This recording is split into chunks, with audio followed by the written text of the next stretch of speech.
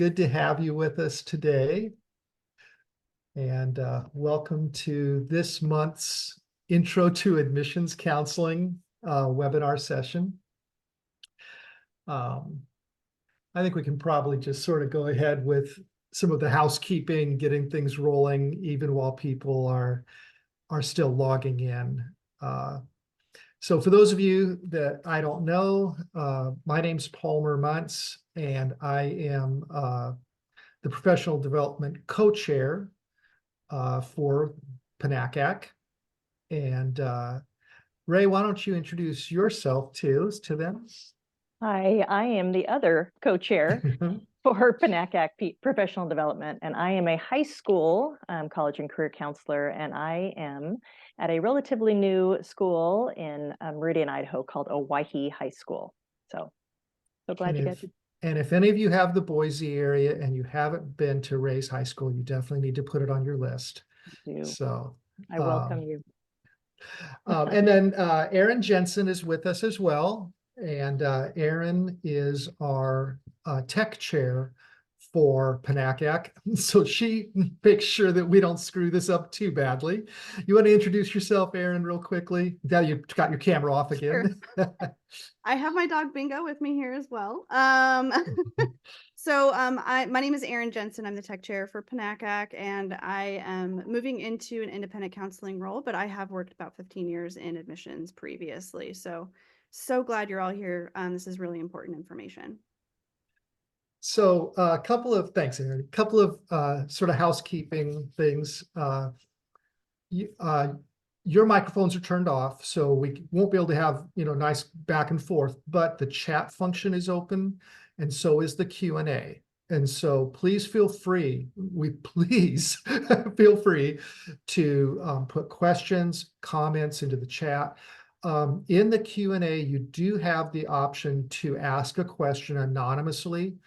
And so if there's something that you want to bring up and you just assume not have everyone know what it is, you may just want to use the anonymous functionality within the Q&A.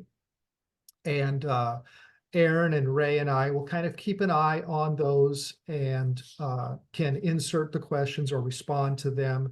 And we'll also have time at the end, I'm sure, for some more. I guess you can't really call it conversation if there's no conversing, but you get the idea.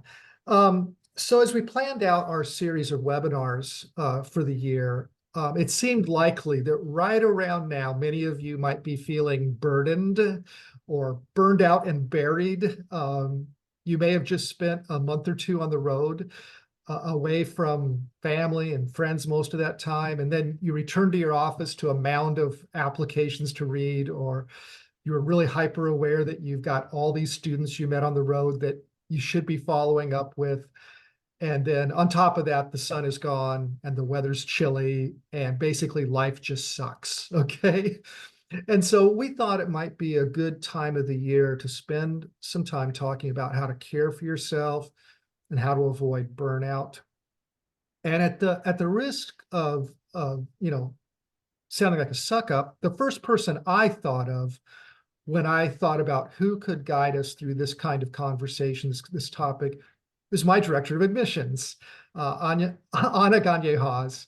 I'm lucky to work under Anna's leadership, in part because she places just a really high value on the well-being of her staff. And she's worked in admissions for over 10 years and has been the director of admissions at University of Alaska Fairbanks for 3 years, Anna? Yeah, 3 years. Okay. Yeah. I was thinking how close you were going to get, Paul. with COVID, time just sort of stood still for a while, so you never know. And so I asked Anna if she could come and give us some suggestions, some ideas. And with that, we'll just turn it over to you. And you can do further introductions of yourself if you wish, of course, okay? But thanks for being with us, Anna. And I hope this is great for everyone. Awesome. Thanks, Palmer. Thanks for the kind words too. So, I've been really fortunate to work with Palmer for 5.5, almost 6 6 years last weekend. 6 years. I'm And waiting for my gift pack from you. it's in the mail. I'll rustle something up here. I was thinking about Palmer last night when I was sort of finalizing things for this presentation, of just one of the things I talk about a little bit is how leadership and mentorship and just learning and listening goes both ways across, different reporting lines. And even though Palmer and I have worked together for exactly 6 years, just over 6 years, I hear.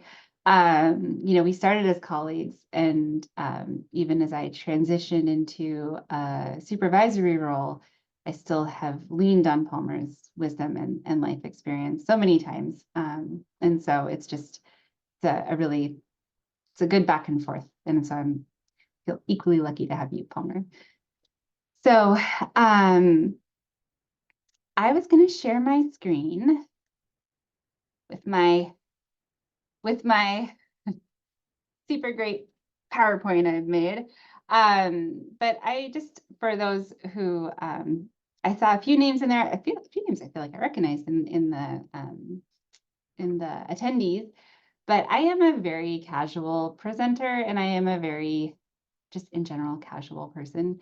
And so if anyone has any questions or anything, please put them in the chat. And, Palmer is, of course, empowered to cut me off and ask any questions.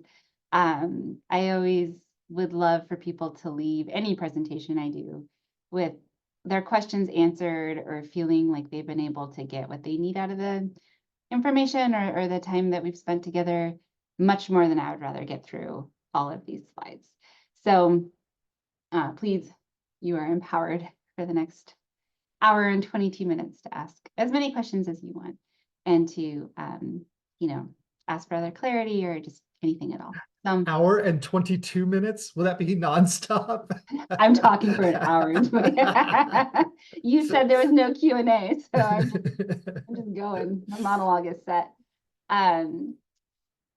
So yeah, I wanted to start with just like a little bit about me and who I am and how I ended up where I am, because it does tie into this topic pretty clearly. And so, as Palmer said, I'm Anna Gagne-Hawes. I have a long and hard to pronounce name. And I have been a supervisor now for just over 5.5 years. And I have been in a sort of a trial by fire space for leadership. And it's really informed how I supervise people, and it's really informed how I try to build an office structure and culture that encourages humans to be human, because I have mostly led through a period where individuals in our office were going through really large, stressful situations. So when I came to admissions, I started as an admissions counselor. I fell in love with the work, the hard work of it, the ability to really make an impact, to get to know students as students, and to really meet families where they're at and help people find their next path forward. And so I love the work of admissions, and it has not always felt like work to me, which of course is, which we can talk about later with boundaries. When your work doesn't always feel like work, it's easy to work a lot. Shortly after I took over as the associate director and began supervising the one and only Palmer months, shortly after that, the Alaskan educational system, which is largely dependent on state funding, received word that we were going to lose 1/3 of our total state funding, which of course would have been just a unmitigated disaster for our institution. And it made national news. It was hard to recruit students in that time. And the university system went into exigency. And then we made it through exigency by signing a budget compact that involved us making progressively steeper cuts over the period of 3 years. And then less than 6 months after that, March 2020 happened, And of course, COVID happened to all of us. And then I spent the next 8 months supervising people through not only a foundational shift in their jobs, but also just a really hard time for everyone, where everything sort of that we had depended on evaporated, and we all had to manage. And then over COVID is when I took over admissions and was finally given, not finally, finally, and I was given the autonomy to make some really significant changes within admissions to structure it in a way that I felt was more conducive to people being able to do their jobs in a way that works well for them and well for the institution and well for us. So I recognize that I am a fairly young supervisor, both in experience and in age. And I am also someone who's learned a lot by experience. I think it's a gift that I've done many of the jobs that I have supervised people in doing, because I think it gives me empathy and compassion and perspective on the work that they are carrying. But I've also been very, very privileged to receive excellent mentorship. And so I've been able to see what a growth path looks like, both having experienced it, but then also being able to give it to other people. So the core I would have around self-care and burnout is really that it matters foundationally and fundamentally, and I think more than almost anything else for me personally, who you work for. And so I spend a chunk of this beginning time really talking about leadership philosophy, because who you work for and the culture and climate they create is one of the largest impacts that you will experience at work. And it's really important that you feel valued and seen and respected and safe at work. So for self-care and burnout, as I would, I'm trying to move my little Zoom thing around. So for self-care and burnout, the first thing I think is to know yourself and to know yourself and to know who you are and what you value and what you're looking for. And when I very first came to higher ed, I had spent quite a bit of time in the nonprofit world, and I didn't really have a strong sense of what I wanted out of a workplace. I wanted health insurance. This was before the Affordable Care Act. I wanted health insurance, and I wanted a living wage, and I wanted to stop working 70-hour weeks for $12 an hour in the nonprofit world.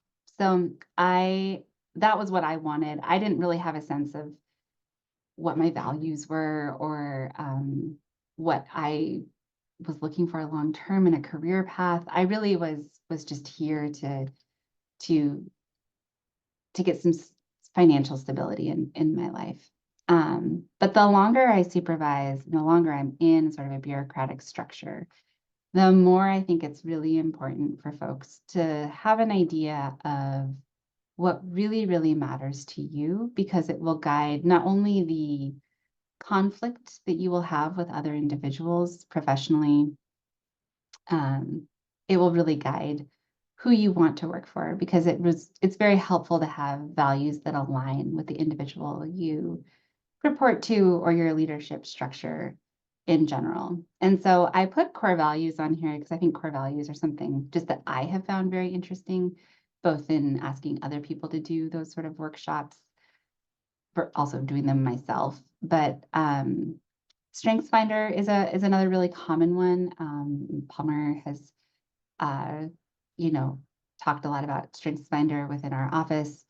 That's a really good one too. But I like core values because when you have conflict with another person, or you have conflict with a situation, or you find yourself really struggling within a position, I think often it it's because your core values are not being recognized, or they're being disrespected in some way. There's a lot of free resources out there for core values. If anyone in this room has not done core values, I would encourage you to look it up. There's a lot of quizzes you can take, and it will tell you, what, based on how you answer the questions, what your core values are. And then it's fun to do it with coworkers too, because then you can get a sense of, there's someone in our office whose one of their core values is efficiency, which is not one of my core values. I'm sometimes an inefficient person. And whenever we have conflict, it's usually because they're really frustrated because they feel like I'm asking them to do something in an inefficient way, and it's violating this very core value part of themselves. And so it can really cut down on how long conflict takes once you can agree on sort of the core issues that are happening. I put down autonomy versus support because to me, when I think about what I want in an office and in a culture, I want the autonomy to be able to move in the ways that I need to move, to do the work I know in the way it needs to happen, by being an expert on my territory or being an expert in my region. But I also need support when I am struggling, when I don't know what the answer is, when I'm feeling like I don't know what the priorities are. And so to really think about, are you in a place and space where you feel supported and where you feel like you can raise your hand and ask for help without blame or shame? And then, of course, emotional and mental safety. There are people who are very private, and there are people who are less so. And I think something that can really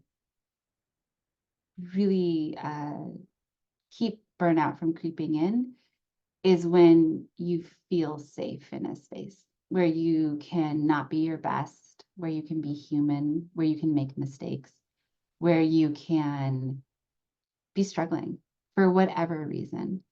And to know when you are in a space where you feel that way, that's a very valuable thing. And I think your longevity in that position will be longer when you're in a space where you can be human and be someone who needs to, at various times, be held with like a different level of care. And then, of course, professional development, because I think, and I talk later in this too, about how one of the things that when I first came to higher education, I didn't really have a strong sense of like what I wanted to do long term. I didn't really have a strong sense of what a long-term career was going to be. I really knew that again, like when I first came to higher ed, my goals were to pay off my student loans and to start a family. I really wanted to have children. And so, but I've been really fortunate to be pushed to do professional development that has felt uncomfortable for me at times or unnecessary at times because, oh, I have all this work over here. Like I can't invest in professional development. There's so much work over here. And the work is always there. Like the work stays regardless of who is there. The work is a machine that is always grinding on. And so to really prioritize the time to get to know what you want to do, and knowing it's probably going to change over the course of your career, but to be able to start to see where there's opportunity, where you might be a good fit, where you might not be as easy a fit, that stuff is really important. So knowing yourself, right? So the next one would be the leadership philosophy of your leader. So who you work for is really, really important. For me, it is probably the biggest thing that I consider now when I consider where I'll work and what job I want to do. Who I work for is the most important thing. Respecting my supervisor, my leader, my leadership team, trusting them, feeling valued by them. That is what motivates me to work really, really hard, is to be seen and to be valued and to be respected and to be able to trust my supervisor. So every new person who comes to admissions, even our student workers who think I'm some random woman talking to them about a lot of feeling words. All of our new employees sit down with me within the first week that they work in admissions, and we spend between 30 minutes to an hour, and I go over my leadership philosophy with them, which is these 4 things. That trust is essential, and that trust goes both ways, and that they need to trust me, but I need to trust them. That mistakes are gifts, which is a core component of, if anyone here has ever done improvisational comedy, it's a core component of improvisational comedy, but I think it applies very closely to admissions and to recruitment, especially because travel is nothing but one series of gifts after another. And so the idea that mistakes are not this shame and blame thing, and it's not finger pointing, and it's not something to hide or to be scared about, but the mistakes are opportunities. Like, they're opportunities of where our training is not complete. They're opportunities for us to think about things in new ways. They show us where our processes are broken or outdated. They show us where opportunity is to automate or to implement new things. So mistakes are not bad things. Mistakes are gifts, and it really can adjust how you think about mistakes. Because if we don't risk, we're not agile. And so we have to be comfortable making mistakes. I say that recognizing that there are many personalities that are incredibly uncomfortable making mistakes. And so I've needed to adjust how I talk about mistakes sometimes with certain folks who, for whatever reason, previous work experience or just how they are and how they feel about the world, really struggle to make mistakes and really struggle with not attaching self-worth to mistakes. I talk about how feedback is constant and feedback is both ways. And so I give feedback constantly, both positive and constructive, but I expect it constantly as well. And I always want to be told where I'm falling down or where I could be doing better, but that feedback is also private. And so I would never give someone feedback in front of other people. And I ask that people don't do that to me, that we respect each other enough to give feedback privately. And to fill your well, which is heavily featured in later slides, this concept of filling your well. Anna, Palmer, can are I, you unmuting? 'Cause I have a question. I have a question. Yes. So I think most of us, as we accept a job, we usually know who is hiring us and we feel comfortable with them, but there's change, you know. I've accepted jobs several times where I took the job partly because I thought this is someone I want to follow. Mm-hmm. And then 2 or 3 years later, that person has moved on in their career. Do you have advice on how to transition to a new leader who may have a different philosophy? And maybe even advice on when the philosophy of your leader doesn't align with your own? Yeah. So I think that's something we all struggled with, especially going from a supervisor, maybe that you really get along well with, you really see eye to eye. It's like you're operating in tandem. There's high trust, high respect, high connection there. And then for whatever reason, things change and you end up with someone who is maybe not as good a fit for you. So my 2 sort of suggestions or challenges to that question would be that comparison is the thief of joy, right? Which is like that saying that I love. And so I think if you're comparing whoever is new now to whoever you thought you were signing up for, or whoever you did so well with, that person will always fall short. And so it's important to look at someone by themselves, not in comparison to, like, Jerry never texted me at 8 a.m., and now, this other person is, instead of looking at it that way, saying, oh, like, what is the purpose behind this text? Maybe this is how they think they're supporting me. Maybe this is how they're showing that they care. So like assuming good intent and not comparing, I think, is really important to give someone a really fair shake.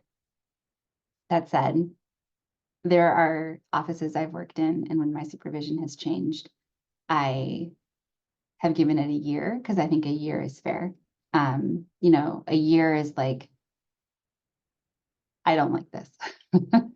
And of course, sometimes, it's shorter than a year, but I've given it a year and then I've looked for a different job. And so I think it's really important always to be thinking about a 1 year, a 3 year, and a 5 year plan. And I say that partly to 26-year-old Anna who came to higher ed with no idea of what I was going to do.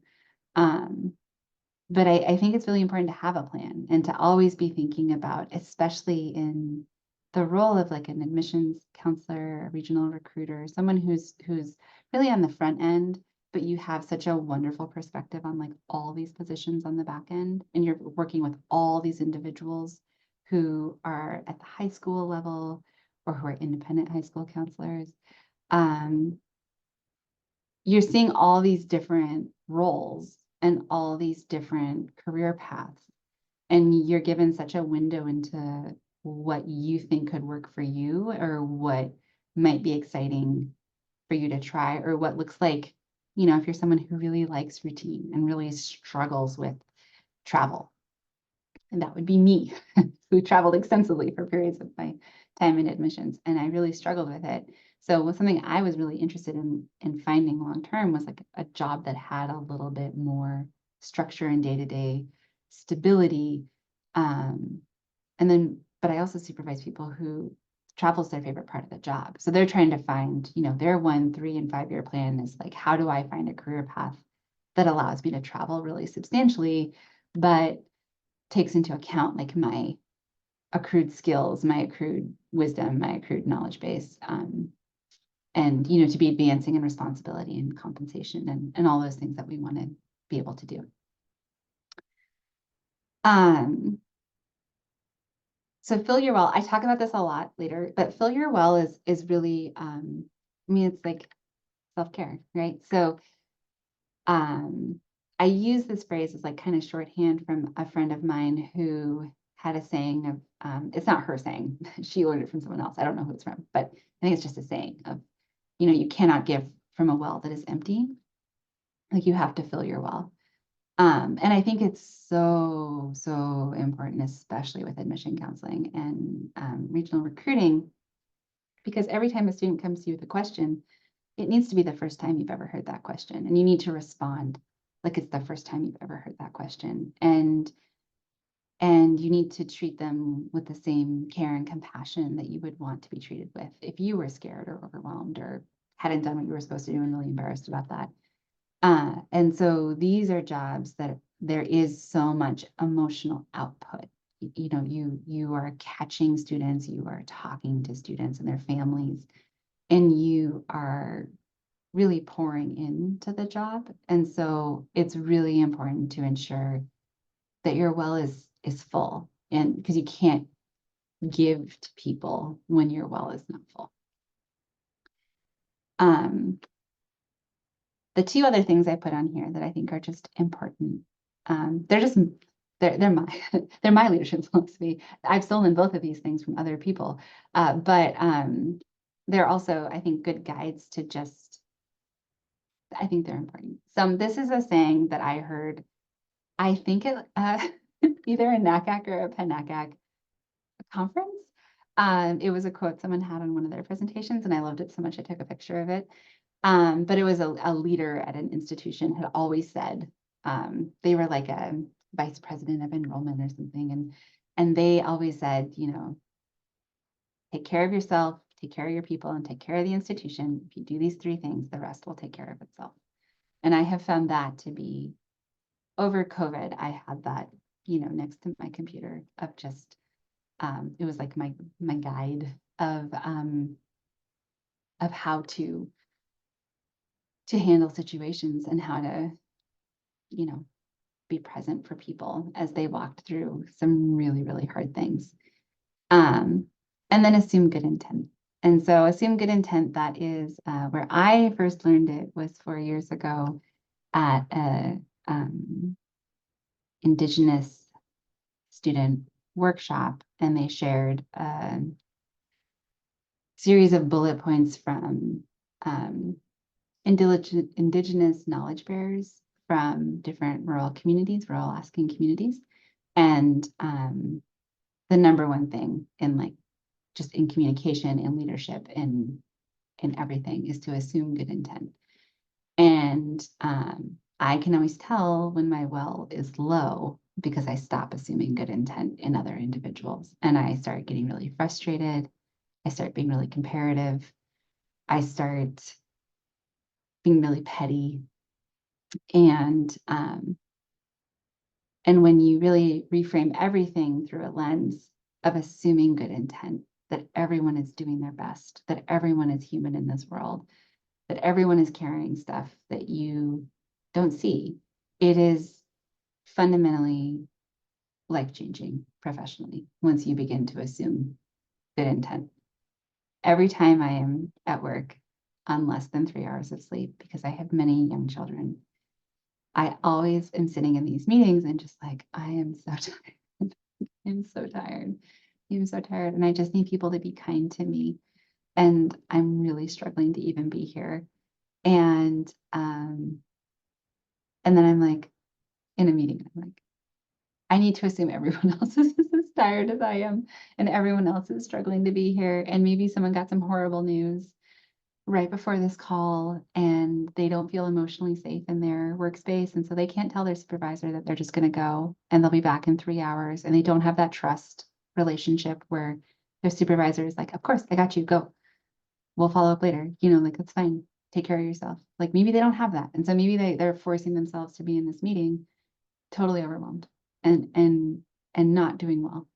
And so assuming good intent is foundational and really a really good way to reframe things when you are feeling low or like your well is empty. So the role of a manager, some of the best advice I ever got when I started supervising was like, they're not your friends. Like, they're not your friends. And they're not. Like, don't try to be their friend. It makes it weird and it makes it unhealthy for that person, because I have to hold accountability and I can't be friends with the people who I need to hold accountable. And then I can at the same time have relationships for 6 years in 1 week with people like Palmer, who have seen me at very low moments or really struggling in a decision-making authority place, and who have, needed advice, needed to be vulnerable, needed to be overwhelmed and not my best self, and who have been so kind to me and never judged me for that and not brought it up, and like been a real human with me in that moment. So you can have these very emotionally supportive relationships with your supervisor or with the people you supervise or your colleagues or your peers, and still, have a circle outside of your work, because you need friends, and we'll talk about this later. You need to be defined outside of your job. But I put all these words, mentor, advocate, resource, ally, and individual you can trust and give feedback to, because I would encourage you all to think about who you have in your space. And maybe it's not your direct supervisor, but that it would be best for you for long term to not burn out, to feel fed, if you had someone in your professional sphere who was this person for you, who was a mentor, who was an advocate for you, and was someone who you could trust and say, could I have done better there? And, tell me how to do better next time. Or I didn't do well with that question. Give me feedback on how I can do better next time. And that they would be honest with you and say, well, you did this part good. Maybe next time do this over here. Someone who's interested in your growth as much as you are, so maybe it's not your direct supervisor, but the more individuals you have in your sphere who are people you can look to for guidance and for advocacy and mentorship, and who are invested in your growth, the longer your longevity will be, because you have a team that wants you to succeed and wants you to be better and is genuinely interested in you. And so even when they tell you things that are maybe hard to hear, or things you didn't realize, you know it's done with good intent. You know it's done with a desire to see you grow. And that's really important. And that can make you really feel comfortable stepping into maybe uncomfortable spaces for yourself. And it's just super helpful. So, okay. I don't know if everyone calls it flex time, but I wrote, I was like, let me put the 3 things that I think are like a non-funny joke on one slide. 40 hours a week, flex time, and travel. So, you know, admission counseling regional recruiters, when they start in our office, one of the things I often talk to them about is that, if you are a personality who really, really values coming into work at the same time every day, and you really, really like leaving work at the same time, and you really like taking like a 15-minute break in the morning and an hour-long lunch and a 15-minute break in the afternoon, and like that's how you build your day, and like and a disruption to that will be frustrating to you. An admission counselor role is like you're gonna struggle, right? Because the hours worked versus 40 hours. Often it's like this, right? Often you will work more than 40 hours a week, especially during peak travel times, and especially during peak scholarship times, and especially during peak registration times, and just essentially all the time. You're just going to work all the time. So the things that we give in exchange for that, recognizing that you're going to work over 40 hours a week, is that, in our office, we have flex time, right? So like you work 40 hours, you work 50 hours one week, maybe you work 30 to 32 the next week. Does that always work out? No. Does it always balance out? No. So that's where filling your wall becomes really, really important, because if you need time, take time. And if you are feeling low and you're so frustrated and you're angry, you need some time, take time. Take some time and come back ready to work. When I came to admissions, I felt like I got a lot of mixed messages about overtime, because at that time, we were kind of unique, I guess, in that our admission counselors were hourly employees. They were not salaried. So I felt like I got a lot of mixed messages where it was like the work had to be done. The expectation was that the timeline of the work was X. Overtime was not allowed unless it was approved. And at that time, I felt really uncomfortable in those conversations with my supervisor around, it doesn't work. I'm a very hard worker. Like I'm a very, very hard worker, and I take this work really seriously. And the more I do this work, the more I love this work. And so I want to do this more and more. Also, this work doesn't always feel like work. So it's easy for me to work more.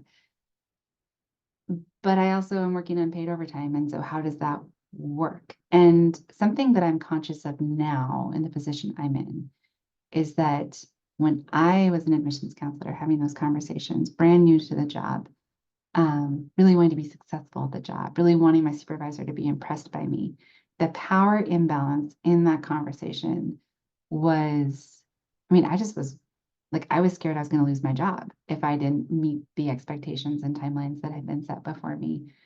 But I also wasn't going to ask for overtime because they had said overtime wasn't allowed. So I just worked unpaid overtime, and I think as a supervisor, what I try to do now is create a situation that would have been different for me then. And so we give our recruiters a lot of flexibility in how they work and when they work. We pad travel with a day on either end as much as possible. That's like flex time, right? So like you have the day before, the day after. in non-peak times, we were really flexible with time off.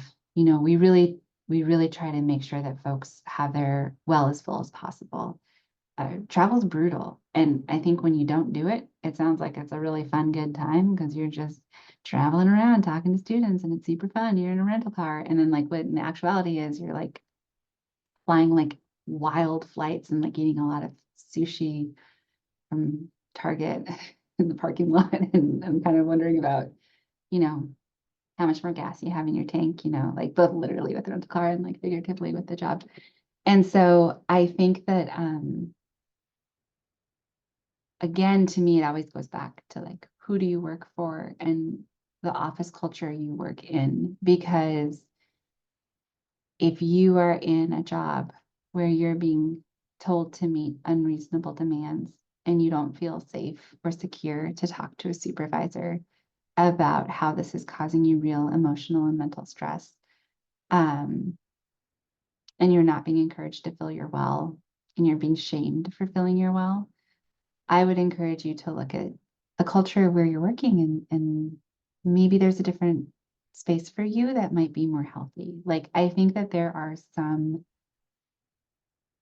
spaces that need challenge and that when they are challenged are really receptive and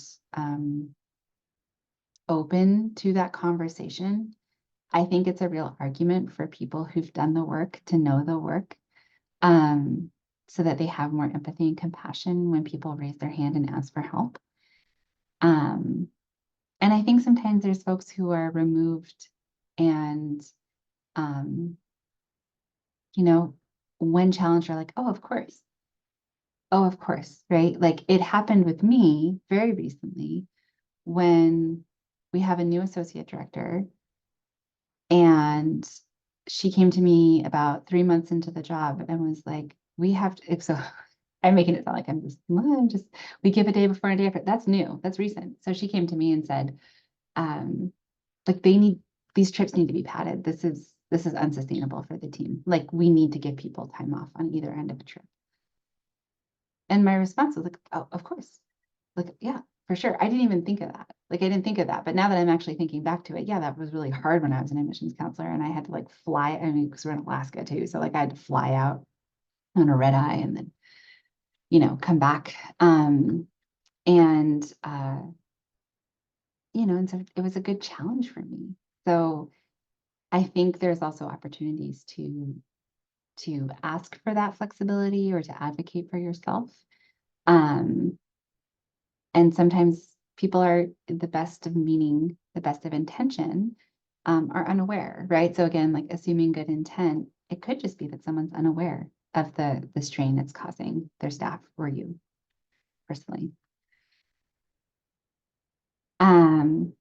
And so one-on-ones, I wanted to talk about one-on-ones because I believe in them so strongly and they are like a foundational part of how our office is built. But prior to working in admissions, I had never met regularly with a supervisor ever, you know, so that was something I really learned coming into this office. And so when folks come into our office now who are in a supervisory role, you know, one-on-ones are essential. Ideally, they happen weekly. They are non-negotiable. Like if you supervise, you don't get to say, oh, I don't do one-on-ones. You get to do one-on-ones. So they're essential, ideally weekly. And it's really a time for the people who are being supervised. So like as a supervisor who runs one-on-one, I always have a list, but when folks come in, you know, it's like, what's on your list? How are you feeling? How's your well? How's it going? You know, and even when there's not like work to talk about, you still meet and talk for an hour because that's how you build a relationship with someone. Like you don't, and sometimes it's a little more awkward, or sometimes, you know, it takes time to build trust and to build vulnerability, but it's important. Like it's really important to know the people who work for you and to, while you're not friends, you are close. You can be close. You can be vulnerable with each other. You know, when someone asks, how are you, that you feel safe and comfortable saying, you know, I'm really struggling. I'm not sleeping well, or, you know, all these students are writing me and it just makes me want to cry because I don't even know how I'm supposed to get back to all of them. Or, I got in a really bad fight with my partner while I was on the road and I'm trying to figure out how to balance travel and my schedule. And I just don't really, because hopefully it's a space where you can say those things, or you can be honest about where you're at. Because the more that you feel seen and valued and heard and supported, the more you will be able to pour back into your job, and the longer you'll last in your job, the longer that you will feel supported and well to do the work. And that, it's something that, seeing it now from this side, my message to shout from the rooftops is that a good supervisor wants their people to be successful, and they want their people to be happy and well and supported, and to know how valuable they are to the office. And so the place for advocacy in a one-on-one is so important. It's a place for you to say, I think I could work so much better if I had X, and that a good supervisor would listen and say, okay, well, either let me think about that, or yeah, sure. I have had many people who are like, I would really like to come in at 9 a.m. or I would really like to come in at 7 a.m. and leave at 4. It's like, sure. Is that how you work better? That's great. Because what I want is you working at your most efficient, at your best, because that's when you'll do your best work. So as a manager, the things that are truly life-changing to people, sometimes professionally, are so small, are so easy for me to do. And I want to do those things. And so it's a place to advocate. So of course, trust is like a callus. It takes time to build up. You probably wouldn't go into your very first one with a supervisor ever and say, I'm going to disclose this thing I've never disclosed to anyone before, and I'm going to ask for your help and how to work that into my professional workspace. But it is a place to go in and say, hey, my chair really hurts my back. Is there a way I could get another chair, or is there a spare chair around the office? And just sort of practice that advocacy, and let your supervisor show you that they're willing to support you, and build the trust so that you can eventually go in and say the big things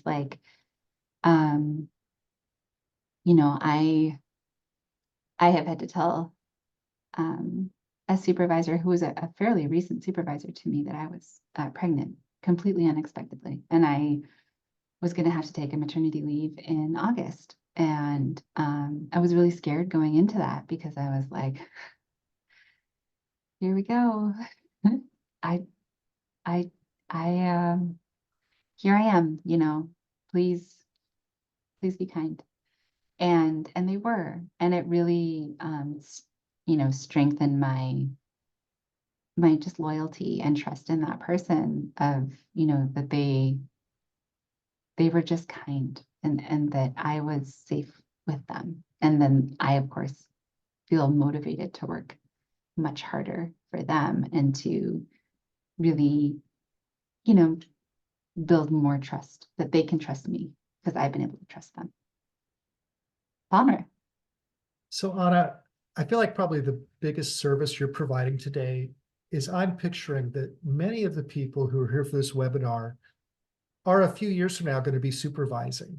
And you're basically laying out a roadmap, I think, for the kind of supervisor they probably want to be. But let me ask you this. I agree with you. We should go and advocate for our needs and so on. What happens when that advocacy falls flat? I'm thinking about, this is so funny that this comes back to me 20 years later, when I went to my boss and said, it would really be helpful if I had a second power cord for my laptop. And he basically scoffed at that. And it was such a little thing. Yeah. And yet I felt very unsupported. What if it's something more important? What advice would you have when their self-advocacy isn't heard? Should they take another run at it? Is there an end around? Do they just start job hunting? Well, I love that question. Thank you, Palmer. You also brought back like a flash for me of a time when I asked for something that I thought was very small and was also scoffed at. So a couple of things that I think about. So the first one would be that trust is a callus, right? So like and so I think it's always, there's like a wisdom to asking about something small first. So you can gauge the person who you're with and get to know them better. And, so a power cord is a great example of a fairly low-hanging thing that would be incredibly easy to do. And so if someone says no to a power cord and treats it like it's a joke, I think that might be an indication to you about maybe some pre-work you might want to do before you ask about anything big. So I don't think that asking for something and then getting rebuffed and then immediately being like, ugh, no support here, I'm going to go somewhere else. I don't think that that is the most well thought out path, because as a supervisor who has said no to things sometimes, but when I have slowed down and actually thought about it, I'm like, oh yeah, no, that's not a big deal. I'm sorry. I don't know why yes, do it. So you could have caught him at a bad day or a bad time. I think that it's also important to ask for things in the most effective way for someone to hear it. So like things like looking at your supervisor's calendar and maybe not picking 5 minutes that they have between a meeting when they're like trying to run to the restroom real quick to stop and ask them about something, right? So you want to make sure it's during a time where you have time to like set the table appropriately, like they have time to listen and ask questions. I think it's also a very decent question to ask a supervisor. How do you prefer like requests, right? So like in our office, we have Slack, email, text, and of course, like we can text each other on our phones, of course. And it's not uncommon for me to be getting kind of pinged in those like multiple ways. And then of course our landline phones that we still have. So yeah, it's not uncommon for me to be pinged like multiple times. And sometimes I've noticed with folks who it's their first professional job, they just don't know how to ask for what they want in a way that is the most effective, right? So if you are texting and emailing and calling me about something, I think something's really, really wrong. And then if it's something very small, I'm like, oh my gosh, like, hey, for the future, like next time, just do this with this thing. Like this is not like someone's not hurt, right? And I think someone's hurt when you're trying to get a hold of me in all these ways simultaneously. So asking in the most effective way, asking at the most effective time, and also asking your supervisor in a one-on-one, hey, if I were to ask for some more equipment to do my job more effectively, what's the best way to route those? Do I ask you? Do you want it in writing? Do I ask someone else in the office who's been put in charge of IT stuff? What's the most effective way to do that? And I think, really doing everything you can to ensure good communication on your end. And then if the person is still really kind of shrugs it off, I think that's more of an indication to you that maybe that person isn't realizing either how they're coming across, which is an opportunity to give feedback to a supervisor, which I fully understand is something that takes time to build up to, because it usually feels super uncomfortable for the person who is giving the feedback to someone like above them on the hierarchy. But the short answer is I don't think it's always one and done, like, oh, they're not going to be supportive of you.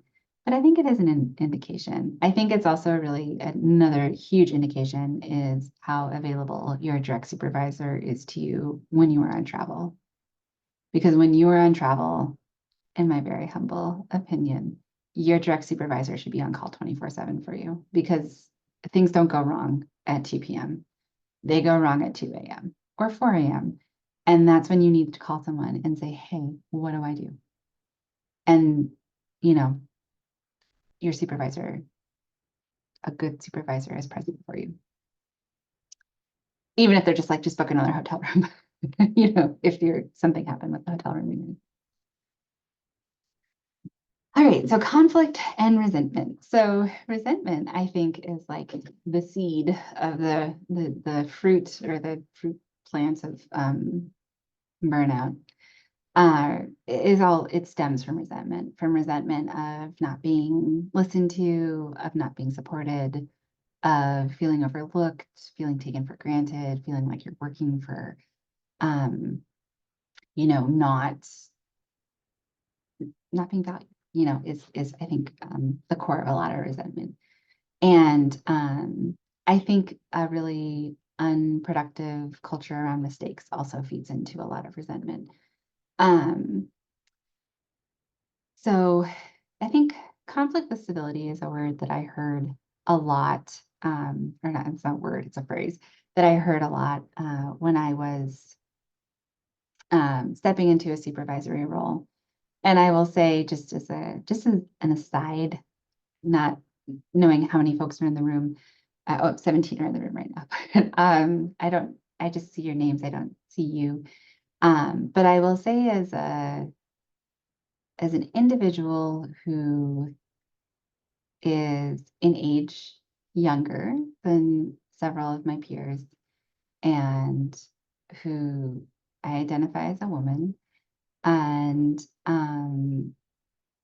when I was stepping into a supervisory role, a lot of the conflict that I saw play out in meetings or in management was from men. And it took me a while to figure out how I deal with accountability conversations and how I approach feedback that is constructive, or when someone isn't meeting expectations, or when someone is not meeting the core components of their job. How do I approach those? And it's different. For me, it was different. And so for me, I got a lot of value out of watching other women approach conflict. And I definitely got value out of watching some men handle conflict as well. But I really got a lot of value out of watching other women handle conflict in a way that was, you know, based in kindness, in compassion, but also in accountability. You know, that I like, my job is to support you, and I'm not supporting you by letting you not meet expectations and not telling you, you know, and like to really start to have those conversations was really scary for me at first.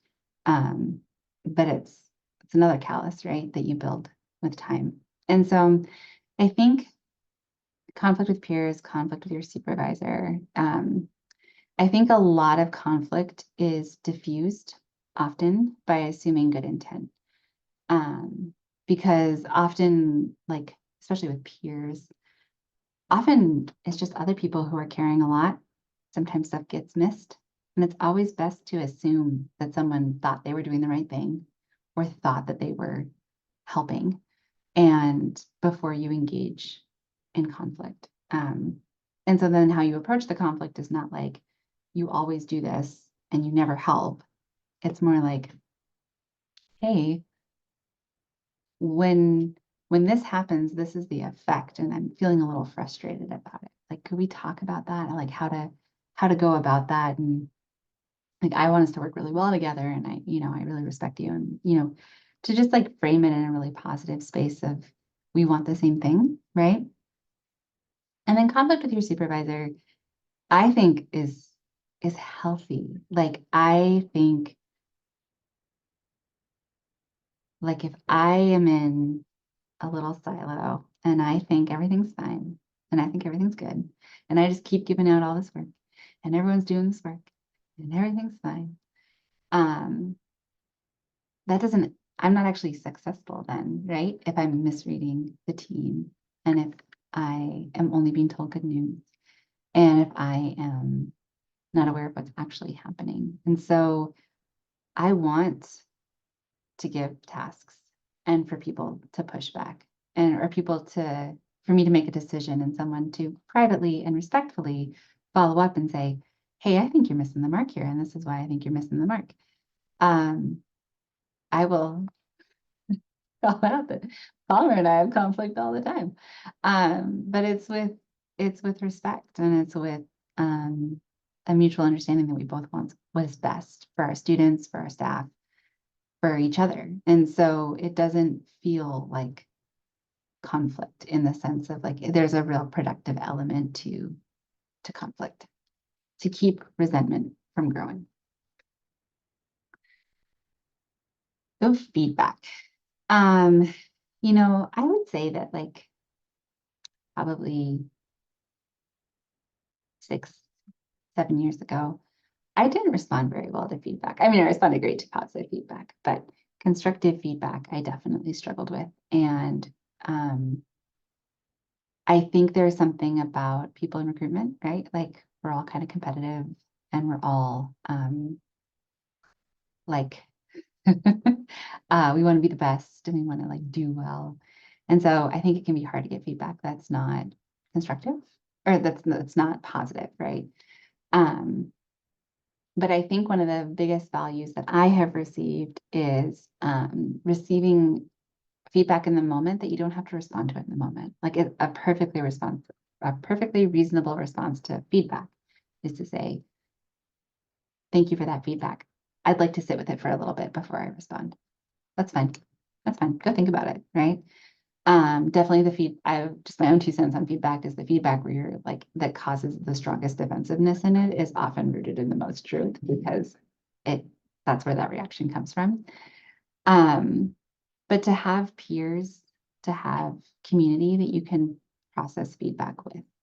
And I remember there's been several times where I've gotten feedback that at the time just felt devastating to me, just devastating because I was already really struggling. And then I got like cherry on top of more feedback and having people I could process that feedback with who were like, either would say, well, that's fair. Like, why are you having such a strong reaction to it? Like, let's talk about why you're having, and then it was actually, well, it's because I feel like I'm failing, you know? So like that was, you know, often the kind of core underpinning of my reaction. But then also people who can say like, well, I mean, I guess some of that's true, but I don't really think that other thing's true. I think, you know, like, so just people to kind of like talk through and process the feedback with. And then to get to a space where you can proactively seek feedback from folks. So I have several peers on campus and we'll walk once a week and we usually will talk through situations with each other of, you know, here's this thing that happened. Here's how I reacted. I don't think I did very well. Like this is like, well, let me tell you how the conversation went and you tell me what you think I could have done different. And so the more you can like proactively seek that feedback, I think the better it is because then you will react well to feedback in the moment because you're used to getting it. And it's like kind of scary at first, but then it's actually really kind of freeing because it's like, oh my gosh, everything is fixable. And I just need to be with people who will be honest with me about where I'm doing well and where I could be doing better. And then I'm just constantly improving. And that can be really just exciting and fun. And so filling your well, and I recognize I'm like, I'm gonna talk through this couple. So this is the self-care portion. I finally got to it. So filling your well, these are some questions that I, when I took the director role, it was a really odd time. We were in the thick of COVID. I was supervising people remotely, and in person, and just carrying heavy things as a supervisor, and really invested in the well-being of my people. The staff situation was pretty dire in our office. We just didn't have enough staff to do the work. And it felt like there was a lot of opportunity. Like there's so much opportunity and so much challenge, but there was a lot of, it was scary, right? And I had very young kids, and I like to work. I like to work. I like to shake things up. I like to innovate. Like for me, work is fun. And so I know I struggle sometimes to have good work-life boundaries. And so these were questions that I wrote down and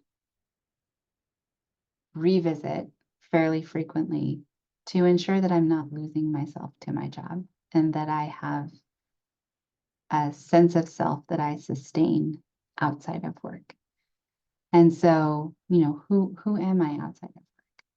Who am I, and not a relationship that is in response to someone else. So like, I am a proud mother and I have amazing children. But to only say that I am a partner and a mother outside of work, like those are things that are in response to another relationship. Like, who am I? Not as a mother, not as a worker, not as a partner. Who am I outside of work? And what sustains me? What brings me joy? How do I have fun? How often do I have fun? When am I alone? Or if I'm an extrovert, when am I with people? And then the last one, who is in your life who is not connected to your work? And so I think that we can build so many powerful and sustaining friendships with individuals who are in our lives. But who is in our life who is not connected to our work? Because it's important to have individuals who don't know you outside of work, and who it means you have interests and activities and hobbies and things that sustain you outside of your work. But it also means that you have people who you do things besides talk about work with. And that's really important too. And then I think this is I'm winding down, Palmer. Tell me if I need to wrap it up and talk faster. So emotional safety and vulnerability at work. I've talked about this a fair amount already, but I think that these are 3 things that are really hard to do. They're really easy to say. I think I've been in a lot of offices where folks are like, oh yeah, everyone helps each other here. And then you actually get in there and you're kind of like, do we? Do we all help each other? And so, these questions of when you make a mistake, do you feel supported? When you make a mistake, do you feel like you are supported, like you're empowered, like you're given the information you need not to make the same mistake twice? And do you feel like you are empowered in your work and advocated for, of course, against blame and shame? And then giving and receiving help. Do you work in a space where giving and receiving help is advocated for, is encouraged, is given a lot of priority? Do you work in a team where people will drop what they're doing to help you without blame, without shame? That is a healthy team if you are a part of that, and it's good. And then, a culture of mentorship and next steps. And so are you encouraged, right, as part of your annual performance evaluation, to sit down and think about a 1-year, 3-year, and 5-year plan? And if not, start those conversations, right? So that I think will also really helps with burnout, because I think burnout occurs when it's the same thing all the time, and the work's overwhelming and it never ends, and you kind of know all the easy answers, but you're not really given an authority position to kind of help with the harder questions. And so you're stuck giving the same not great answers to students. So I think a place to go there is like, well, what's next for me? Like, where do I really want to go make change, or what do I love about this job that I could find in a career? And a good supervisor, a good, healthy office culture would be routinely encouraging people, especially in entry-level positions, to be thinking about what are the next steps for you. And if you want to do this in 3 years, you're going to need more background in project management. So let's give you some projects to manage. And, you can get some experience. And first of all, make sure you like it. And then second of all, get some stuff on your resume. And so you can also start to build out that skill set, because it's going to be a different kind of skill set. And that,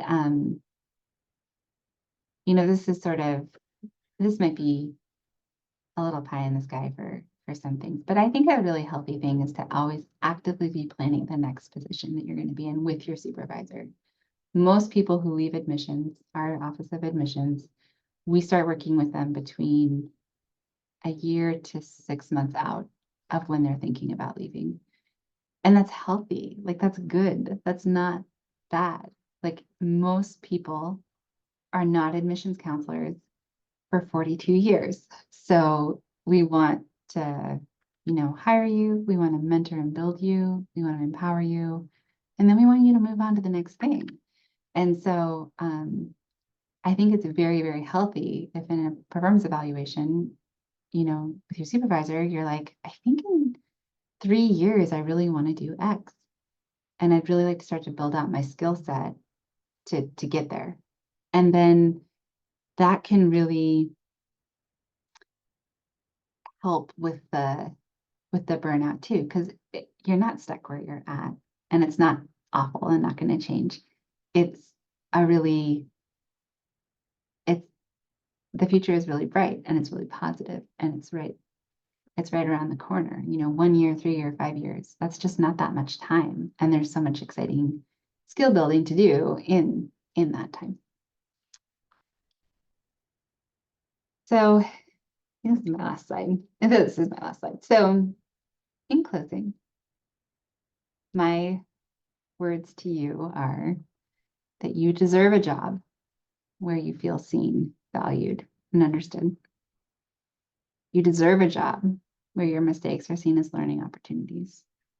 And you deserve a job that fills your cup and brings you joy. And I hope, even though many of you are kind of in that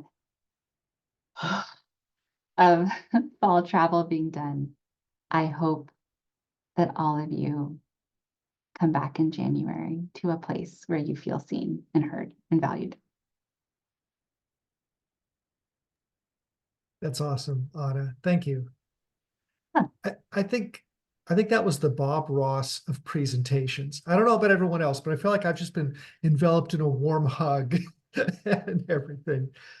Hey, we're a little over time, but I wanted to ask one question about something that you brought up before we wrap up. And that is, what advice would you have for someone who wants to start a family while protecting and growing and surviving in their career? Because I think that's obviously something very challenging. Yeah.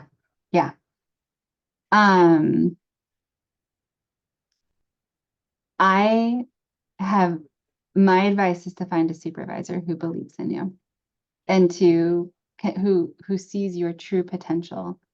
And there are very few people who will work harder for someone than a parent who has been given grace in early parenthood. And I think that